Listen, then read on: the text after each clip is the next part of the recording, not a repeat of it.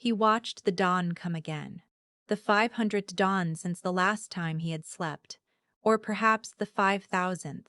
He had stopped counting at some point in the 2nd century when the counting itself became a kind of cruelty. The window was floor-to-ceiling obsidian glass, his own design, from a time when he had still made things with intention. It faced east. He had chosen east deliberately. Something about watching the sunrise had seemed important once, proof perhaps that the night had passed, that he had survived another one. It still passed. He still survived. Neither felt like victory anymore. The kingdom of Ashen Vale stretched below the mountain in long, breathless silence. At this hour, before the markets opened, before the first bells rang from the temple spires, it looked almost peaceful. Slate rooftops misted with frost, the river threading silver through the lower city.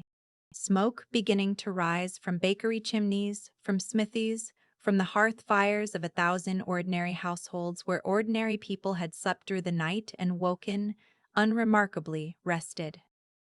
He had not been unremarkable in 500 years. His name was Kael, Dragon King of Ashenvale, Warden of the Northern Reaches, Sovereign of the Obsidian Throne. He had more titles than he had ever wanted and fewer truths than any of them suggested. The portraits in the great hall showed a man of terrible stillness, jaw set, eyes unreadable. The kind of face that made lesser men choose their words carefully. The portraits were accurate. They simply did not explain why. The why was this: he was exhausted. Not the exhaustion that sleep could cure. 500 years had removed that possibility entirely. This was the exhaustion of a man whose body had become a monument, unchanging, impervious, ornamental, while everything inside it slowly, quietly frayed. He had watched generations live and die beneath him.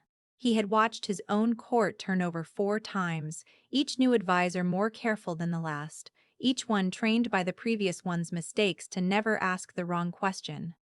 The wrong question being anything real. His advisors feared him. His generals respected him. His court obeyed him with the precision of people who understood, instinctively, that the king had very little patience left and an infinite capacity for consequence. None of them knew why. They assumed it was power, the natural coldness of a man who had ruled too long. They were wrong. He had never wanted to be cold. He had simply run out of the warmth required to be anything else.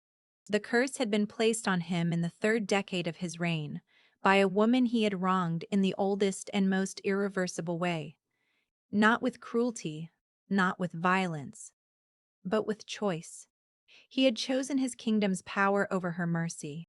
He had believed at the time that it was the correct choice, that a king who chose mercy over necessity was a king who would not last. He had lasted. He simply had not been permitted to rest. That was the shape of it. No fire, no pain, no visible wound. Simply this. Every night when he closed his eyes and the darkness came, it came burning. Not his body. Something deeper. The place in a person where sleep lives. Where the mind finally releases its grip on the day and simply lets go. He could not let go. Every night for 500 years, the moment he tried, the darkness became fire, and he opened his eyes again.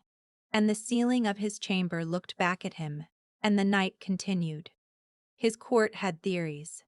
They whispered that he did not sleep because he did not need to, that dragon kings were built differently, that power at his level transcended ordinary human requirement.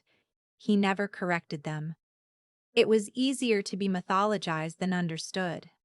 What no one knew, what he had told no living person, was that the thing he wanted most in the world was not victory, not expansion, not legacy. He wanted one night of sleep. One quiet, unremarkable, ordinary night where the darkness held him instead of burned him. He had stopped believing it was possible somewhere around the 3rd century. He had made his peace with it somewhere in the 4th. By the fifth, peace had curdled into something he did not have a name for, not despair. Something more tired than despair. The dawn finished arriving. The first bells rang from the temple. Below, Ashenvale began to stir. He turned from the window. On his desk, beneath the night's unread correspondence, a sealed letter waited, the oracle's wax stamp pressed deep into black. He did not open royal correspondence until the second hour. He had kept to this schedule for 200 years. The schedule was the last architecture of discipline he trusted himself to maintain. He opened it anyway. He read it once, then again. The cradle stone has bloomed. Black petals, gold at the center. It has not bloomed in 500 years. He set the letter down. Someone is coming. Outside, the sun continued to rise, indifferent and ancient, over a kingdom whose king stood very still and felt, for the first time in longer than most civilizations had existed. Something that was not quite hope, but was not nothing either. Chapter 2. The Girl and the Impossible Flower. The valley of Myrevale woke the same way every morning, slowly and without ceremony. Elara preferred it that way. She was already 3 streets from home before the temple bells finished ringing, her satchel over one shoulder, her mind running 2 tasks ahead of her feet. The Hensley boy needed his poultice changed. Old Merritt's fever had broken overnight, but her chest still rattled in the way that meant it hadn't finished with her yet. And the mountain. She stopped walking. The mountain was doing it again. She looked up at it the way she had for the past 2 weeks. That involuntary pull toward the black peak above the frost line. The feeling of something unfinished, sitting quietly in her ribcage. She had no explanation for it. She was not a woman who trusted feelings she couldn't name. She trusted tinctures and the specific weight of a patient's pulse beneath her fingers. Not this. She looked away. She kept walking. She had heard the stories, of course. Everyone in the valley had heard the stories. The Dragon King who did not sleep. The mountain that burned intruders alive. The last 3 men who climbed too high and did not come back down. The stories were old enough to have become furniture, present in every room, taken as a fixed feature of the world, never examined directly. Elara took very few things as fixed features of the world. It was, depending on who you asked, either her best quality or her most inconvenient one. She was a healer's apprentice, technically. In practice, she had exceeded her master 2 years ago, a fact he acknowledged privately and preferred to leave unaddressed. She had steady hands and an unsentimental mind and a particular gift for looking at the thing that was actually wrong, rather than the thing that merely looked wrong. Patience trusted this. Her master valued it. The village council occasionally found it uncomfortable. She found the flower on the 14th morning. It was growing from the frozen ground at the mountain's base, in a place where nothing had any business growing. Black petals. Velvet dark, absorbing light rather than reflecting it. Gold at the center, the kind of gold that looked less pigmented than lit from within. The stone around it was cracked, as if the flower had simply decided it was going to exist and had made the necessary arrangements.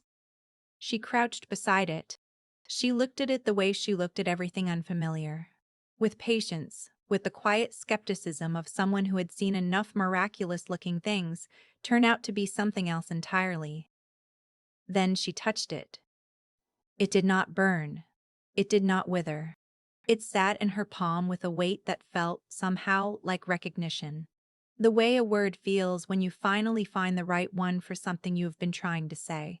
She had no name for what moved through her. She filed it under investigate further and stood up. She told herself she was returning something that didn't belong in the valley. That was mostly true. The more complete truth, the one she examined later and found she couldn't argue with. Was this? The flower had called to something in her chest she had no name for yet, and Elara had never been able to leave a thing she didn't understand alone. It wasn't bravery. Bravery implied you felt the fear and moved through it anyway. She simply did not feel the fear that stopped other people on this path. She felt other things. Caution. Awareness. The measured attention of someone who knew that unfamiliar terrain required different tools. Not an absence of tools, but the cold, stopping, turning back kind of fear that did not come. She climbed. The guards saw her before she reached the gate. 3 of them, armored in the king's black and gold, hands already moving toward their weapons with the efficiency of men who understood their purpose. She stopped. She looked at them with the same even attention she had given the flower. "I need to return something," she said. "It won't take long." They exchanged a look she was not meant to see. The kind that meant they had no protocol for this. For someone who arrived uninvited, unafraid, and offered an errand as their reason for standing on ground where they had no right to stand, she was shown inside. None of them could explain later exactly why. He was in the inner courtyard when she arrived. She recognized him the way you recognize something you have never seen, but somehow already know. The scale of him, the absolute stillness, the quality of presence that made the space feel smaller, without him having moved an inch. He was looking at her, not with the cold assessment of a man deciding what she was worth, not with dismissal, with a focused, unwilling attention, the look of someone trying to understand how something impossible had found its way into a controlled space. She held out the flower. "I found this," she said. "I thought it might belong here." She did not bow. She did not apologize for arriving. She did not fill the silence that followed with the nervous elaboration that silence usually pulled from people. She simply waited, the flower balanced on her open palm, and looked at him without any of the things he was used to finding in people's faces when they looked at him. Not fear, not performance. Just attention. Honest, unhurried, entirely unafraid. Later, he would not be able to explain why he did not send her away. He would tell himself it was the flower, that a healer's knowledge of it might be useful. He would tell himself it was the oracle's message, still sitting on his desk, still waiting to be understood. He would construct several sensible administrative reasons for what he did next.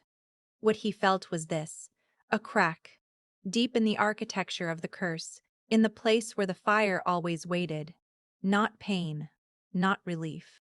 The feeling of a door being pressed from the other side by something that had been waiting a very long time.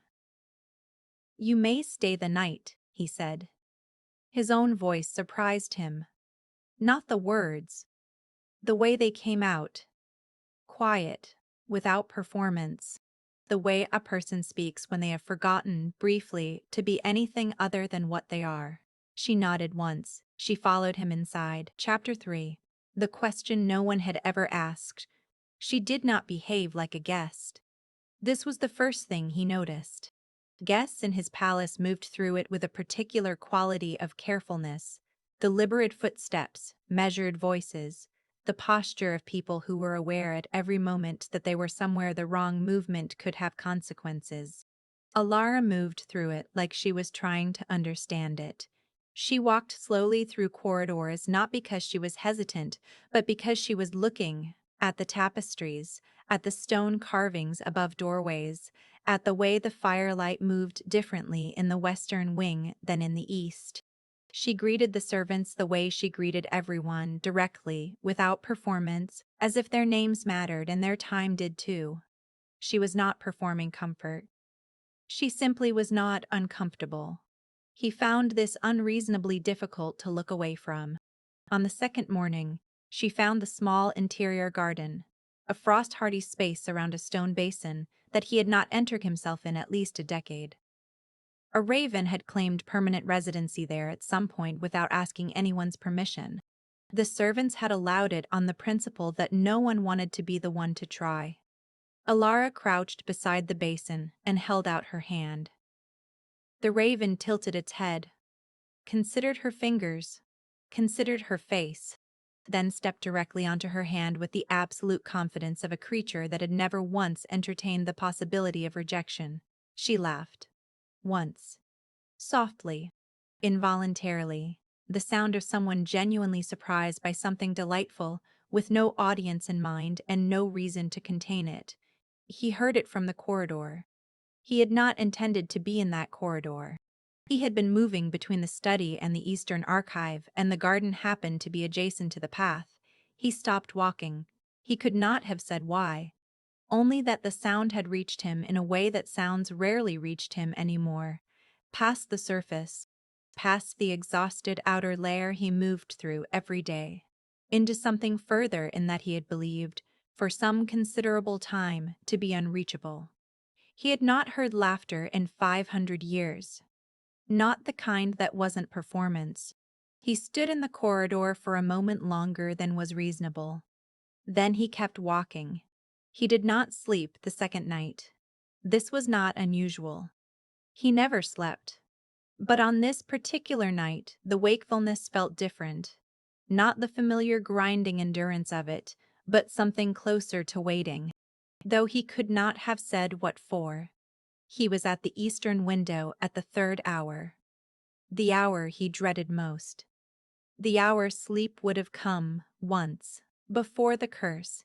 In the life he had lived so briefly, he sometimes questioned whether it had been real. The particular quality of silence that arrived just before rest still arrived every night at this hour. It simply arrived to nothing now.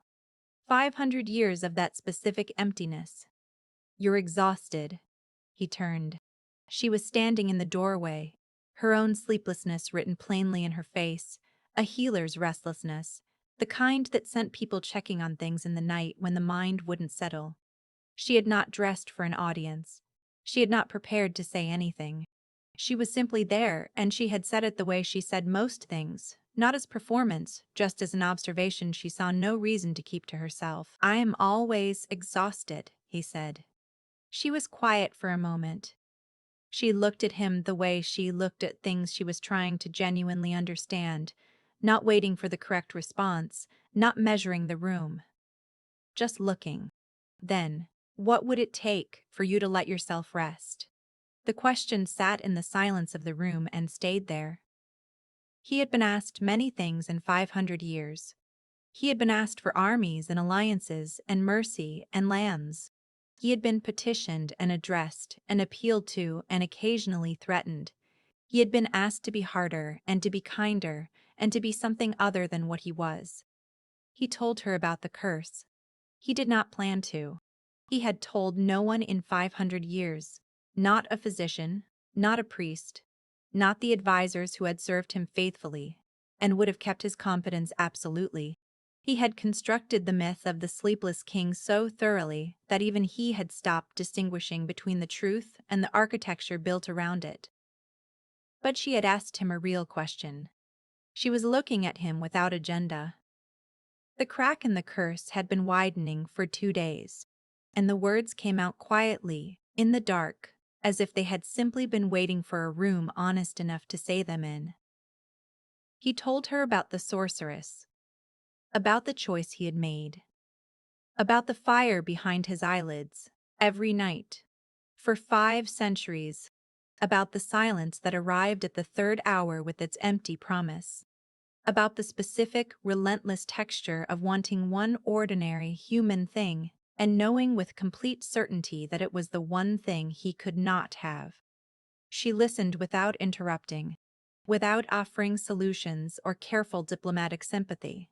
She listened the way she did everything, with full, unhurried attention, as if she understood that some things needed to be said before they could be anything else.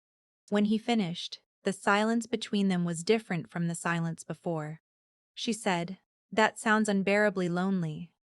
Not a diagnosis, not pity. Just the truth of it, named plainly, by someone who was not afraid of what naming it might cost. Something broke open in his chest. Not painfully, the way light enters a room when someone finally opens a window that has been shut too long. He did not respond. He was not certain he was capable of responding to something that direct with anything equal to it. She did not ask him to. She said goodnight the way she said most things, plainly, without performance. And she left. He stood at the window until dawn came. But for the first time in 500 years, he was not simply enduring it. He was thinking about tomorrow, about whether she would still be there, about the particular sound of a laugh that had reached past everything he had built to keep sounds from reaching. He realized, with something between alarm and relief, hoping. Chapter 4. What the King Remembered. The morning of the third day arrived the way she had arrived. Quietly, without announcement, as if it had simply been there all along and was only now making itself known. She came to breakfast with her satchel already over her shoulder. He noticed the satchel before he noticed anything else. The way you notice a door swinging shut from across a room. Not the door itself, but the change in the air that follows it. She was leaving.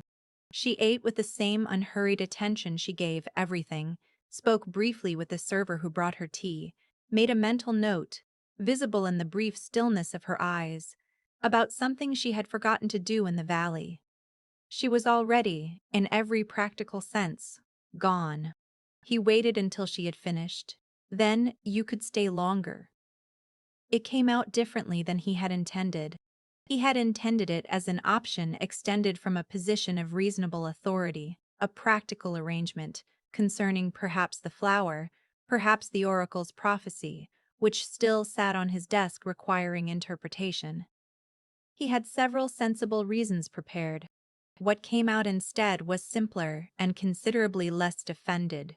Not a command, not an invitation offered from height. Just a man saying a true thing, at some cost to himself. She set down her cup. She looked at him. "Why?" she asked. Not unkindly. Just honestly? He did not have a prepared answer for honesty. He showed her the library instead.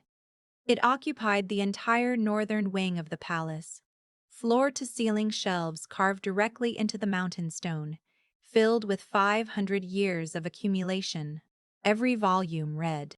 Most of them read more than once. History and philosophy and mathematics and natural science and poetry and languages he had learned simply because the nights were long enough to learn them in, and he had run out of other ways to fill them. She walked in and stopped. He watched her take it in. Not just the books, but what the books meant. 5 centuries of sleepless nights filling themselves with whatever could be filled into them. Every shelf a year. Every worn spine a night that had to be got through. She reached out and touched the spine of a volume near the door. Her fingers moved along the row slowly, reading the titles without pulling any of them from their place. She went very still. "You've read all of these," she said. It was not a question. "Several of them twice," he said. "Some considerably more." She turned and looked at him with an expression he had not seen directed at him before. Not pity. He would have recognized pity, and he would not have tolerated it. Something that acknowledged the weight of what she was looking at without flinching from it, without managing it, without deciding in advance what shape her response should take. "What did the sorceress say it would take?" she asked. "To break it." He had not been asked that. In 500 years, no one had asked, because no one had known there was a curse to break. He was the only one who had known. He had carried the condition of it alone, as he had carried everything else. Quietly, comprehensively, without assistance. He told her. "Someone who sees me," he said. Without fear, without want, without agenda. He said it plainly. He did not look away from her when he said it. "I stopped believing that person existed," he added. Somewhere in the 3rd century. The library was very quiet. Outside, the wind moved across the mountain at the low, constant register it held at this altitude. Not howling, just present.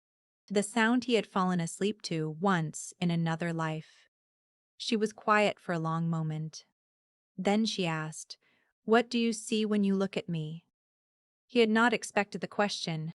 He had expected her to respond to what he had said about the curse, to offer the obvious interpretation he was already forming himself, the clear arithmetic of what she was and what the sorceress had said the curse required. Instead, she had turned it around. She had asked him something real. He looked at her. The healer from the valley with worn boots and an unsentimental mind and a laugh he had thought about for 2 days.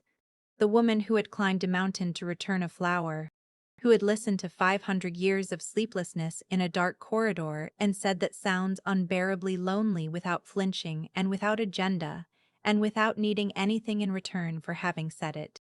He said, someone who treats the unbearable as if it simply means to be sat with. He had not planned to say it. He could not take it back. He found he did not want to. She stayed, not because he had told her to, not because the oracle demanded it, or because she had solved the mystery of the flower, or because she had nowhere else to be.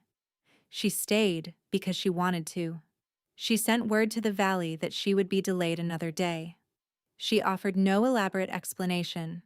The people who needed her would manage, and she found she had stopped being able to construct a reason to leave that felt more important than the reason she was staying. She folded her satchel into the corner of her room. She found a book from the library, an old one, its cover worn soft with handling, and that evening she came and sat beside him in the chair nearest the window. She opened the book. She began to read aloud. Her voice filled the room the way firelight fills a room, not eliminating the dark, but making it habitable. Warm without being loud, present without demanding anything. He did not close his eyes, but for the first time in 500 years, he wanted to. Chapter 5: The Quiet That Holds You. She read to him through the deep hours. Past midnight, when the fire burned low and the mountain wind settled into the stillness it only found before dawn. Past the second hour, when the palace grew so quiet you could hear snow settling against the eastern walls. Past the third hour, the dread hour, the hour the silence always arrived with its empty promise, and he felt it come, the way it always came. And he braced for what always followed. The fire did not come. Not yet. But not yet had never lasted in 500 years. He kept very still. He listened to her read. He was not entirely following the story. He was following her voice. The way it moved through the sentences with genuine attention, as if she was discovering the words at the same moment she was saying them. The way she paused at the line breaks and let them be line breaks, and did not rush the silence that followed a good sentence. She understood, he thought, that some things needed space around them to be what they were. She had understood that from the beginning. The fire in the hearth went to embers. Neither of them moved to add wood. She fell asleep mid-sentence. He noticed it the way you notice when a piece of music ends. Not a sound, but the absence of one. Her voice simply stopped.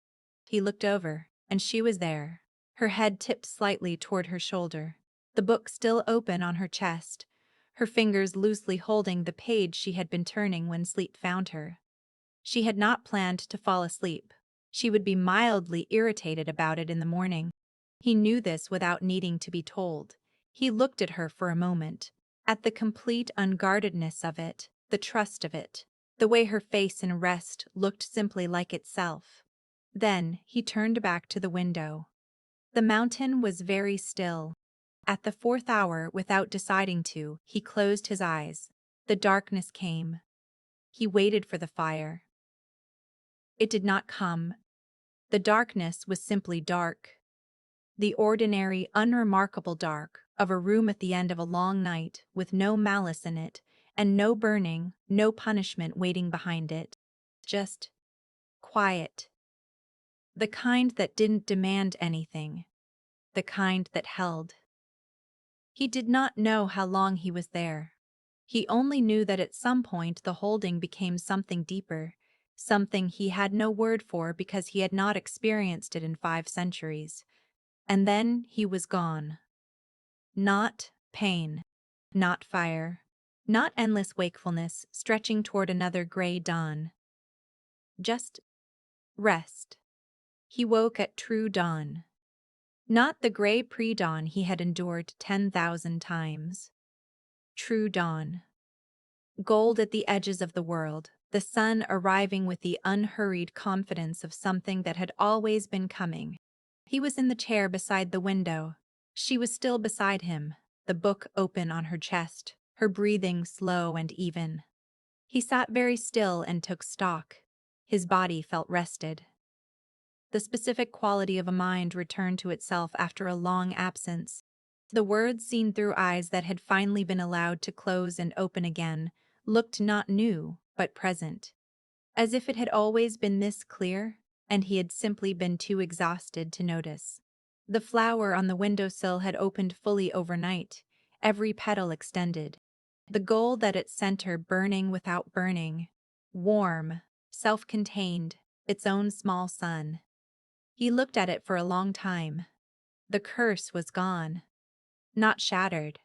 Not broken by force or magic or any power greater than what had been in this room, in these hours. Dissolved. Quietly, completely, by a woman who had asked what it would take and then simply stayed. He thought of the sorceress.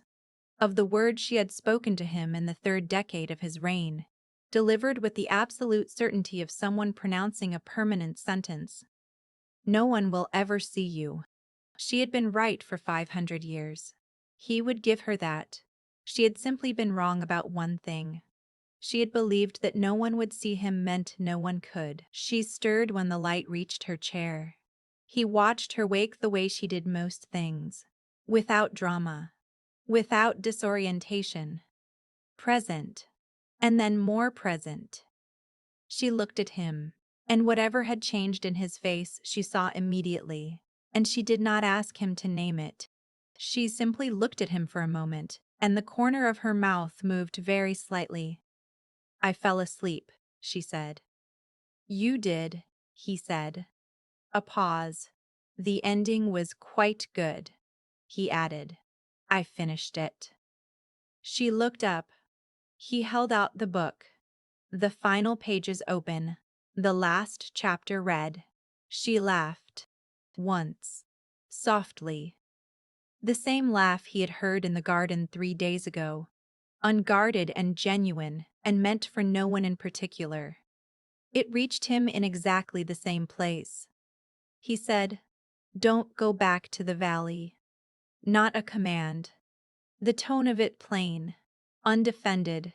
A man making a request, asking for something he wanted, from someone whose answer mattered, at the full cost of what asking cost him. Not permanently. Not unless you want to. Just, not yet. She considered him. The healer from the valley with worn boots and an unsentimental mind and a gift for looking at what was actually true rather than what merely looked true. She picked up the book. She turned to the first page. She began to read again. Some curses are not meant to be broken. They are meant to be outlasted by someone who stays.